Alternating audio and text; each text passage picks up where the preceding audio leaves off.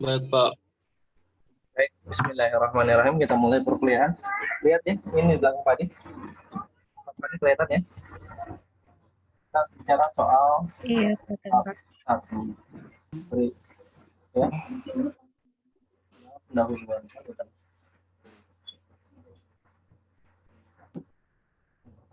kita bicara soal latar belakang.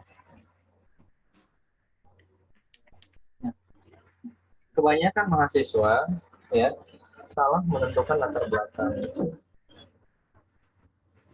Tadi katakan salah menentukan latar belakang. Kenapa demikian? Karena pada saat menentukan latar belakang, ini kita berisi poin-poin masalah.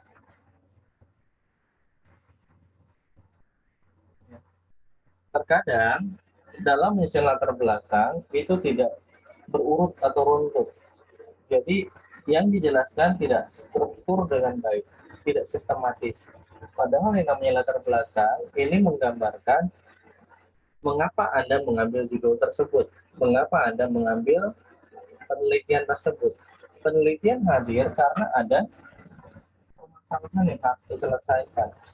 Ya. Masalahnya berupa yang pertama, bisa masalah soal apa? Pendidikan. Yang kedua, masalah tentang kepribadian, misalkan. Tiga, masalah yang terkait dengan model pembelajaran.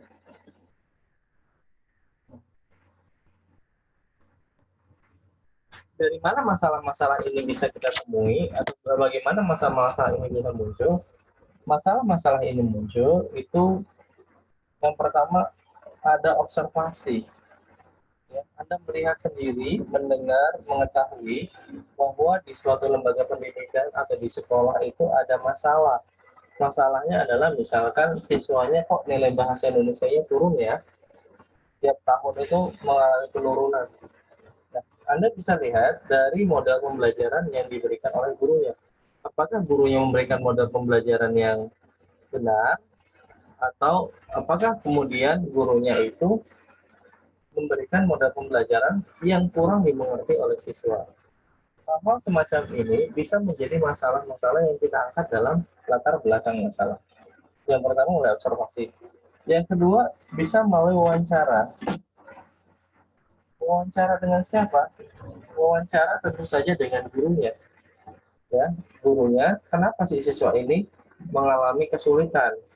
Kenapa nilainya akhir-akhir ini bahasa Indonesia menurun? Anda bisa wawancara dengan gurunya. Selain dengan guru, juga bisa wawancara dengan siswanya sebagai pelaku, ya, sebagai pelaku dalam kegiatan pembelajaran. Jadi nanti akan kita sinkronkan antara informasi dari siswa dengan informasi dari guru. Ya, ini yang disebut dengan latar belakang, berisi tentang poin-poin masalah yang kita akan terjemahkan dalam kerangka latar belakang kita. Gitu ya. Nah, kebanyakan yang sering Pak ditemui dalam penelitian, latar belakang membahas secara umum saja. Ya, misalkan masalah pendidikan di Indonesia, kemudian masalah modal pembelajaran. Ujung-ujungnya berdasarkan teori di atas, maka peneliti memandang perlu adanya penelitian berjudul model pembelajaran terhadap hasil belajar bahasa Indonesia. Tetapi tidak menjelaskan kenapa model pembelajaran diperlukan. Mengapa hasil belajar bahasa Indonesia itu harus diteliti atau diuji, gitu ya, atau dianalisa.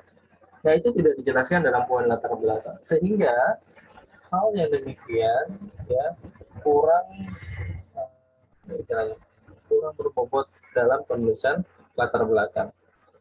Satu kuncinya, salah satu ujian nanti yang ditanya oleh penguji adalah mengapa Anda mengambil judul tersebut. Nah, judul tersebut bisa dijelaskan dari apa? Dari poin-poin masalah yang muncul. Itu itulah yang disebut dengan latar belakang. Lalu bagaimana step-step untuk menyusun sebuah latar belakang?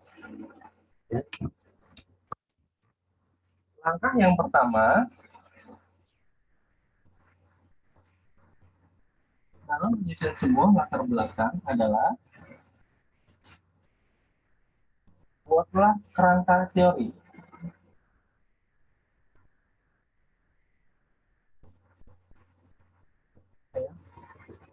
Ya,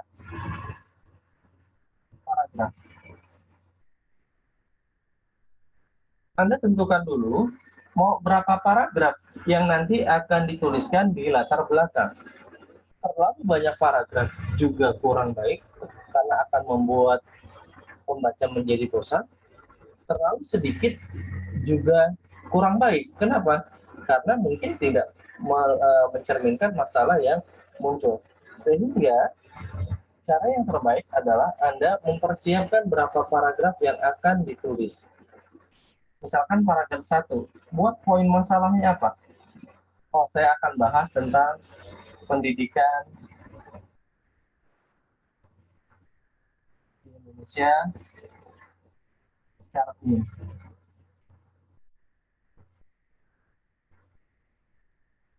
Ini poin masalah. Ya, ini sebuah kerangka teori. Nanti dikembangkan. Dalam satu paragraf minimal terdapat 5 hingga 6 kalimat. Ya, 5 hingga 6 kalimat. Jangan sampai satu paragraf terdiri hanya 2 kalimat saja. Ya, atau 3 kalimat. Melainkan 5 hingga 6 kalimat itu minimal. Ya, lebih boleh, boleh. Tapi juga jangan terlalu panjang sekali. Satu paragraf isinya bisa 50 kalimat. Waduh, bingung ya. Jadinya membacanya menjadi kebingungan nanti membaca itu. Jadi langkah pertama adalah membuat kerangka teori tiap-tiap paragraf. Yang pertama misalkan pendidikan ini secara umum. Yang kedua, misalkan kita bicara soal pendidikan bahasa Indonesia. Setelah kita bicara soal pendidikan secara umum di negara kita, lalu kaitkan dengan pendidikan bahasa Indonesia negara kita bagaimana. Ingat, misalkan contoh ujian nasional beberapa tahun terakhir yang mendapatkan nilai 100 untuk bahasa Indonesia itu hanya 2 hingga 3%. Sementara yang mendapatkan nilai 100 pada pendidikan bahasa Inggris atau mata pelajaran bahasa Inggris itu ada 30%. Berarti ada ketimpangan. 3% dengan 30% itu sangat ketimpangan. Itu ada masalah di dalamnya. Ya, kenapa kok bahasa Inggris yang merupakan bahasa asing yang baru dipelajari misalkan di kelas SMP kelas 1 tiba-tiba saat ujian nilainya 30% siswa mendapat nilai 100. Sementara bahasa Indonesia yang mulai dari bahasa ibu dia pertama kali dikenalkan bahasa Indonesia sampai dia kemudian dewasa menggunakan bahasa Indonesia ketika diuji banyak siswa yang nilainya kurang dari 100. Nah, itu merupakan suatu masalah yang bisa dikembangkan dalam paragraf. Ya, jadi bicara secara umum pendidikan bahasa Indonesia, kemudian pendidikan pendidikan Indonesia secara umum dulu, pendidikan bahasa Indonesia.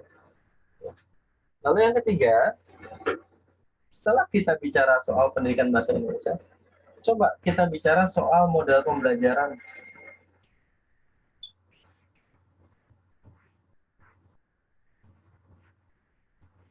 Bagaimana model pembelajaran bahasa Indonesia yang diberikan oleh kenapa kok pendidikan di Indonesia, khususnya pelajaran bahasa Indonesia, nilainya menurun terus. Kita lihat model pembelajarannya.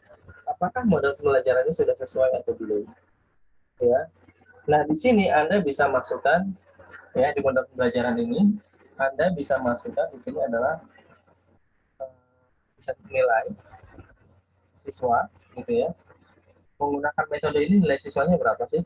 Gitu. Apakah kemudian nilai siswa menjadi lebih baik atau lebih buruk dengan metode yang diberikan oleh guru? Lalu yang kedua, bisa lihat dari semangat belajarnya. Oh, dengan modal pembelajarannya yang diberikan oleh guru, Siswa semangat nggak sih belajarnya? Karena kalau siswa semangat belajarnya, orientasi nilai siswanya pasti tinggi. Tapi semangatnya rendah, orientasi nilainya pasti rendah. Kenapa demikian? Karena nilai pembelajaran, ya, salah satunya dipengaruhi oleh semangat belajar. Orang yang semangat belajar karena dimotivasi oleh guru yang memberikan model pembelajaran yang baik, akan menuntun kepada siswa menjadi lebih kreatif, inovatif, sehingga berpengaruh terhadap nilai itu sendiri. Jadi dirancang, ya, latar belakang itu dirancang dengan baik, poin per poin, paragraf per paragraf. Tentukan berapa jumlah paragraf yang mau diambil.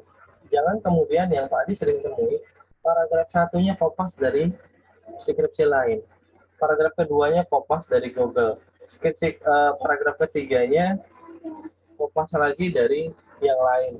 Nah, itu membuat tidak ada yang terstruktur dengan baik, ya. Jadi paragraf per paragraf itu tidak saling nyambung, istilahnya seperti itu.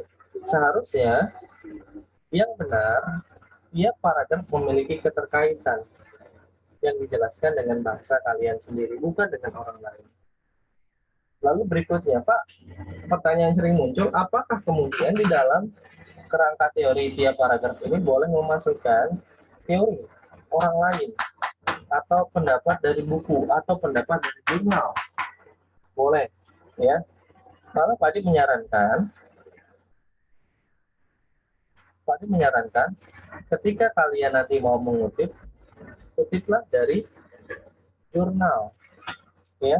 Ambil permasalahan yang dengan judul yang mirip, kemudian dituangkan dalam latar belakang, ya. Itu merupakan penelitian yang relevan. Karena relevan, masalahnya hampir sama atau bisa dianggap sama dengan masalah yang diangkat oleh peneliti lain, ya.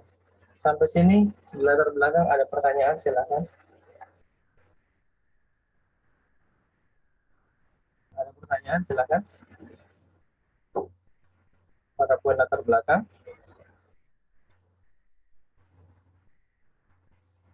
Baik, kalau di latar belakang tidak ada pertanyaan, Pak Adi masuk ke dalam yang kedua. Sanksinya jelas ya? Sudah jelas atau belum latar belakang? Iya Pak, sudah jelas. Nah, ya. Jadi intinya adalah buat kerangka teori tiap-tiap paragraf. Intinya seperti itu. Buat kerangka teori tiap-tiap paragraf. Yang kedua, kita akan bicara soal identifikasi.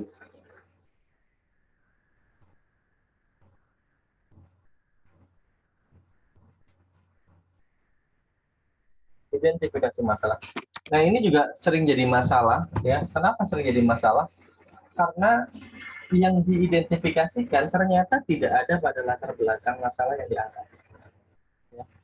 Ini kecenderungannya menjadi apa ya? Antara masalah yang diidentifikasikan dengan masalah yang diuraikan tidak ada sangkut pautnya. Dengan demikian kita mengatakan bahwa skripsi ini atau cara itu ini menjadi kurang tepat, kurang baik, kurang bagus, karena tidak ada keterkaitan. Lalu bagaimana cara mengidentifikasikan masalah? Lihat tadi poin-poin masalah tiap variabel, tiap paragraf. Nah, kalau paragraf pertama itu bisa kita identifikasikan, gitu ya. Identifikasikan paragraf di pertama ada nggak masalah? Oh, kita bicara soal pakai kalimat tanya. Mengapa pendidikan di Indonesia cenderung menurun, misalkan begitu. Nah, dari mana kita dapat kalimat mengapa pendidikan Indonesia cenderung menurun? Dari bab atau dari paragraf pertama yang tadi diuraikan tentang masalah pendidikan di Indonesia secara umum. Di situ kalian jelaskan bahwa ternyata dari tahun ke tahun pendidikan di kita cenderung menurun, bukan meningkat. Ya. Disebabkan karena apa? Nah, kan kalian menjelaskan di situ di paragraf pertama. Maka di identifikasi yang pertama adalah mengapa pendidikan di Indonesia cenderung menurun. Itu ya, paham ya? Lalu yang kedua bagaimana? Yang kedua ya di paragraf kedua. Cari. Yang ketiga ya di paragraf ketiga. Cari masalah-masalah yang muncul di tiap paragraf. Pak, di paragraf ketiga tidak ada masalah.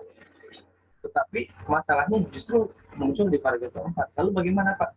Tidak apa-apa dituliskan di nomor 3 untuk masalah yang keempat. Seperti itu.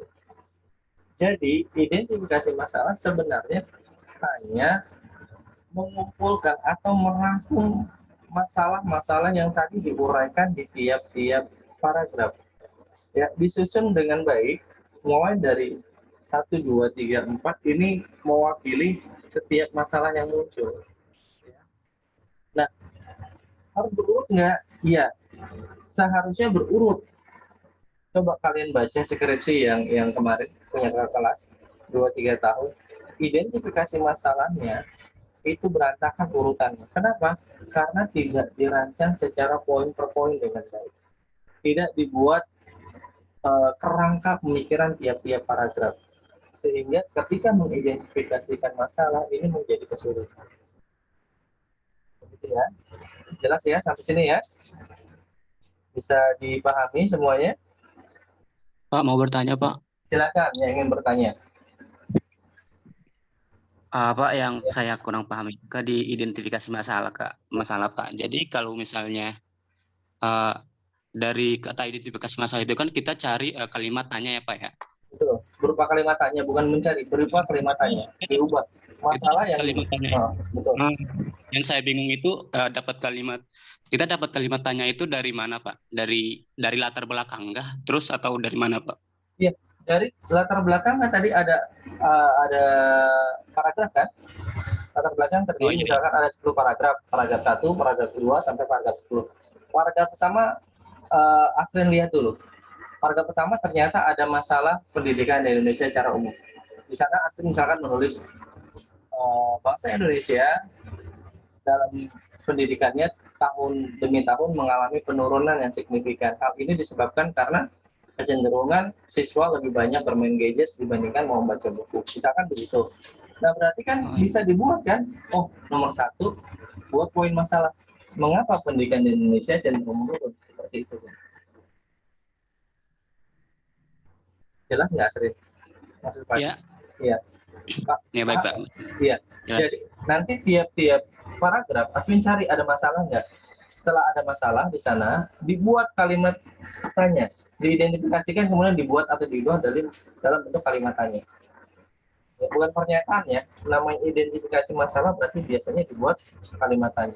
Karena ada beberapa juga dosen yang menganjurkan bahwa identifikasi masalah bentuknya adalah pernyataan. Tetapi kalau Pak Adi justru pertanyaan karena masalah yang akan kita jawab. Begitu, Asrin. Berarti Pak, jadi berarti kalau misalnya di pendahuluan atau latar belakang itu ada beberapa paragraf, istilahnya ada 7 paragraf ya Pak ya, misalnya ya Pak ya. Terus nanti itu di identifikasi masalahnya kita menyesuaikan pertanyaan dari beberapa paragraf itu ya Pak ya. Betul, itu maksudnya. Oh, iya. Betul, diurutkan ya. Oke, baik Pak, siap. Oke, ada lagi pertanyaan sebelum Pak dilanjutkan? Baik, kalau sudah diidentifikasikan, lalu bagaimana tugas kita selanjutnya? Kita batasi. Ya, bagian C kan batasan masalah.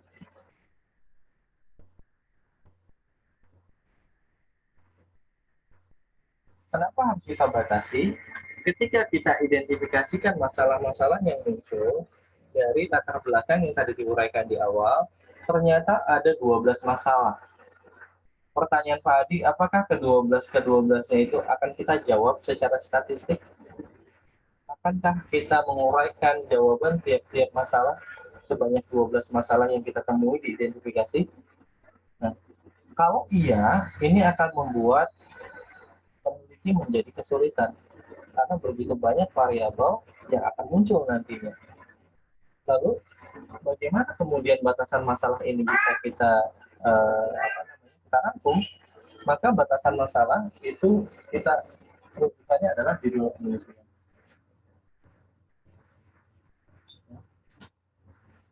Artinya adalah yang diambil hanya variabel-variabel yang muncul dalam judul penelitian kita. Misal, kita punya judul pengaruh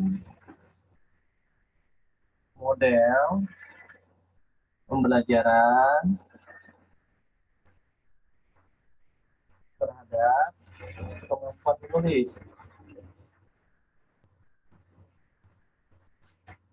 Berarti kita akan membatasi yang kita uji, yang kita analisa, yang akan kita cari jawabannya adalah ya pengaruh model pembelajaran terhadap kemampuan menulis saja.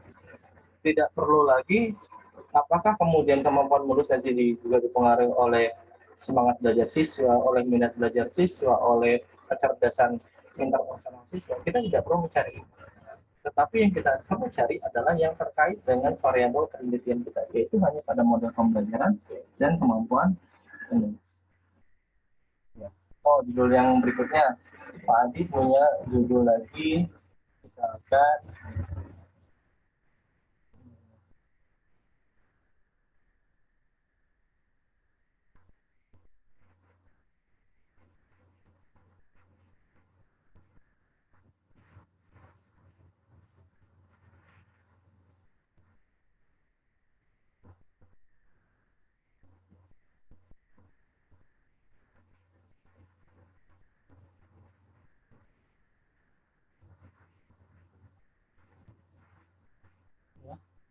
nah, misalkan kalau analisis nilai moral pada novel di bawah lindungan Ka'bah, apa yang akan diteliti, apa yang akan dibatasi? Ya dibatasinya adalah yang pertama pada nilai moral saja. Ada nilai kesusilaan, ada nilai moral, ya kan? Nilai kemasyarakatan, kemudian keagamaan. Lalu yang kita angkat apa? Moral saja kita batasi, karena judul kita adalah nilai moral. Terlepas dari nanti di dalam novel di bawah lindungan Ka'bah itu lebih banyak unsur agamanya, di banyak nilai sosialnya, kita nggak akan membahas soal sosial, soal agama, tapi kita yang bahas adalah hanya nilai moral saja. Ya. Jadi inilah tujuan dari batasan masalah, mempersempit ruang lingkup masalah disesuaikan dengan judul penelitian yang akan kita angkat. Ada pertanyaan sampai sini di batasan masalah? Di batasan masalah ada pertanyaan? Kalau tidak ada, Tidak, Pak. kalau tidak ada, Pak dilanjutkan ya. Baik. Batasan masalah sudah selesai sampai di sini. Lalu yang kemudian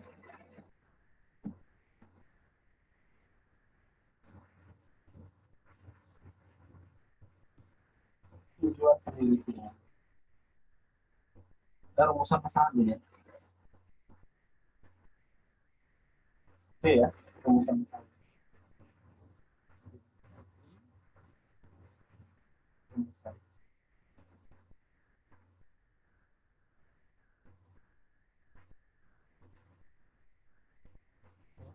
Apa sih rumusan? Rumusan masalah adalah masalah-masalah yang tadi muncul akan kita rumuskan menjadi satu bentuk kalimat, ya, menjadi satu bentuk kalimat rumusan. Misalkan kalau bicara soal pengaruh, kita akan mencari adakah pengaruhnya.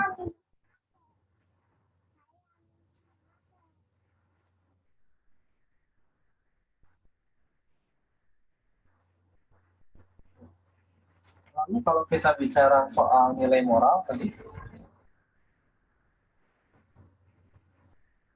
ini kita akan bicara penerapan nilai moral yang ada dalam cerpen tersebut, gitu ya, atau dalam novel tersebut. Jadi hanya membatasi kepada kalimat saja. Kalau tadi Pak punya judul adalah pengaruh model pembelajaran, maka rumusannya adakah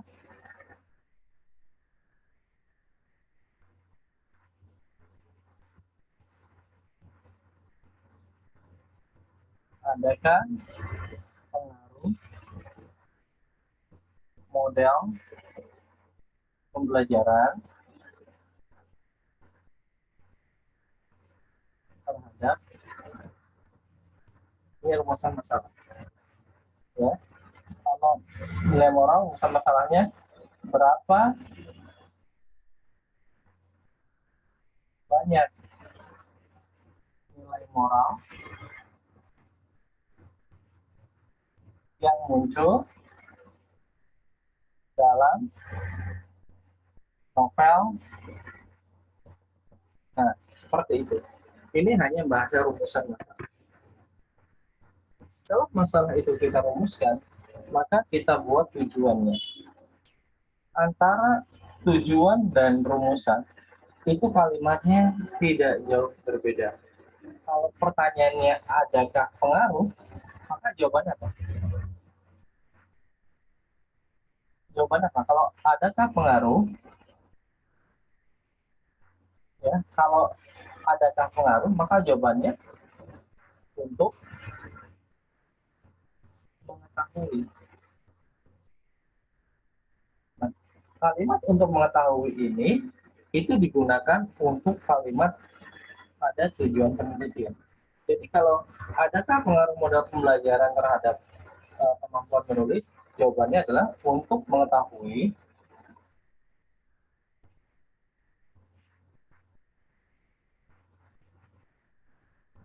pengaruh model dan seterusnya. Jadi ini adalah tujuan, hanya mengganti kalimat depannya saja, isinya tetap sama, hanya mengganti kalimat depan. Yang F adalah kegunaan. Kegunaan ini dibagi dua, secara teori dan secara praktis. Maksudnya adalah kalau teori, ya, nanti hasil penelitian kalian, ya, hasil penelitian kalian secara teori itu digunakan untuk apa? Secara teori, misalkan hasil penelitian ini diharapkan bisa digunakan oleh penelitian lain dalam mengembangkan judul yang sama. Jadi secara teori yang kalian kembangkan itu bisa dimanfaatkan oleh orang lain. Sebagai apa? Sebagai penelitian yang relevan. Oleh orang lain dibuat sebagai penelitian yang relevan. Ya, itu namanya dari teori. Praktis itu kepada penggunanya. Misalkan kamu meneliti ini untuk siapa sih? Oh, untuk sekolah. Apa manfaat di sekolah? Oh, untuk sekolah supaya meningkatkan nilai pendidikan. Itu secara praktis. Untuk siswa, oh siswanya supaya semangat dalam belajar dan seterusnya. Itu adalah kegunaan dari peneliti. Ya. Yang terakhir adalah bagian G, sistematika. Kalau sistematika, kalian bisa melihat dari panduan buku skripsi kalian.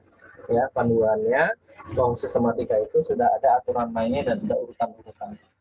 Baik, sampai sini ada pertanyaan, Kak? Dipersilahkan. Ada pertanyaan?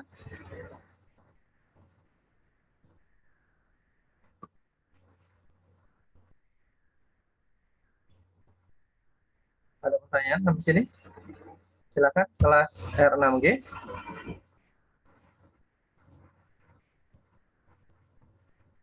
Baik, kalau tidak ada pertanyaan lagi, berarti perkuliahan ini Fadi cukupkan saja untuk hari ini. Kemudian nanti setelah ini Fadi akan kirimkan materi ya atau modul untuk kalian baca untuk pertemuan ke-10 ya kurang lebih ya. Baik, demikian yang bisa Fadi sampaikan. Semoga bermanfaat.